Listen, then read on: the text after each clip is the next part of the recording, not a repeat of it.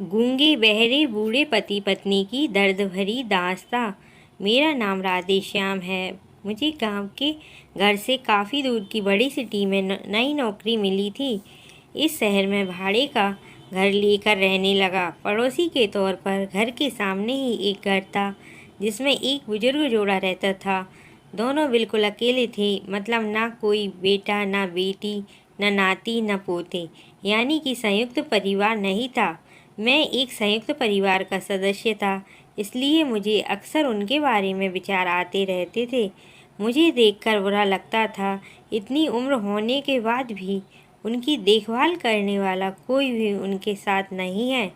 जब मैं सुबह ऑफिस के लिए निकलता था तो देखता था कि दादी जी अपने कपकपाते हुए हाथों से दादाजी को चाय देती थी। वैसे ही कपकपाते हाथों में कप लिए दादाजी चाय पीते थे। वहाँ पर रहते हुए कुछ दिन होने के बाद मुझे पता चला कि यह दोनों मिलजुल कर के धीरे धीरे घर के सारे काम करते थे। कोई भी उनसे जाकर बात नहीं करता। इतने दिनों में मैंने उनकी आवाज़ तक नहीं सुनी थी। जब मैं शाम को ऑफिस से घर आता था तब दोनों को घर के आंगन में बैठा पाता था और उन दोनों के चेहरों पर थकान साफ साफ पड़ पाता था। मेरा मन कई बार करता था कि उनसे जाकर बात करूं, लेकिन फिर किसी वजह से मेरे पांव वहीं पर थम जाते थे। मैं जब जब उन्हें देखता था मुझे मेरे दादा दादी की बहुत याद आती और मैं घर पर फ़ोन लगाकर उनसे बात कर लिया करता।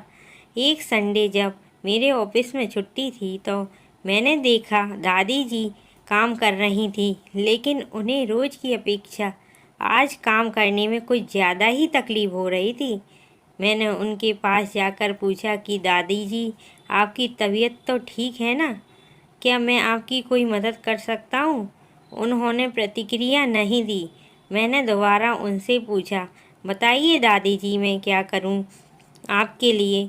उन्होंने फिर भी कोई उत्तर नहीं दिया। मुझे काफ़ी आश्चर्य हुआ।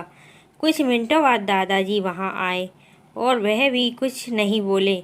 मैंने ही बात को आगे बढ़ाते हुए कहा, मुझे लगता है कि दादी जी की तबीयत खराब है, इसलिए मैं यहाँ आया हूँ। मैं आपकी मदद करना चाहता हूँ। बताइए मैं कैसे आपकी मदद कर सकता हूँ? दादाजी इशारों से मुझसे बातें करने लगे। उन्होंने इशारों से मुझे बताया दादी जी सुन और बोल नहीं सकती। उन्होंने यह भी बताया कि वह खुद भी बोल नहीं सकते, वह सुन सकते हैं, मेरी बात समझ सकते हैं। उन्होंने इशारों से दादी से कुछ कहा और दादी ने मेरी तरफ देखकर मेरे माथे पर हाथ फेरा। मैं उन दोनों की तरफ देखते ही रहा और न जाने कब मेरे आँखों से आंसू बहने लगे। उस दिन के बाद जब जब मुझे समय मिलता मैं उनके पास चला जाता। वह मुझ पर बहुत प्यार बरसाते। अब तो मुझे उनके इशारे की मीठी भाषा भी बहुत अच्छे से समझ में आने लगी थी। एक दिन मैंने दादाजी से पूछा कि वह अकेले क्यों रहते हैं, क्या उन्हें कोई औलाद नहीं है? दादाजी ने दादी को इशारे से समझाया कि मैंने उनसे क्या पूछा। फिर दोनों मेरा हाथ पकड़कर मुझे आंगन में ले आए और अपनी आँखों के आंसू पोंछे और उंगली का इशारा करते हुए एक साइकिल मुझे दिखाई।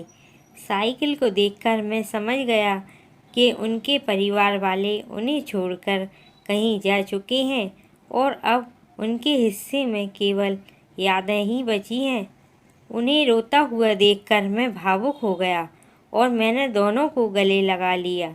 उन्होंने मेरे ऊपर अपने सीने में सालों से बंद प्यार के बादलों से प्यार की इतनी बारिश कर दी कि मैं पूरी तरह उसमें भीग गया। यह सिर्फ कहानी नहीं है, कई सारे बुजुर्गों की सच्ची दास्तां है। दोस्तों, आपको ये कहानी कैसी लगी? अगर आपको ये कहानी पसंद आई हो तो लाइक और शेयर करें और मेरे चैनल पर पहली बार आए हैं तो चैनल को सब्सक्राइब करें। कहानी सुनने के लिए धन्यवाद।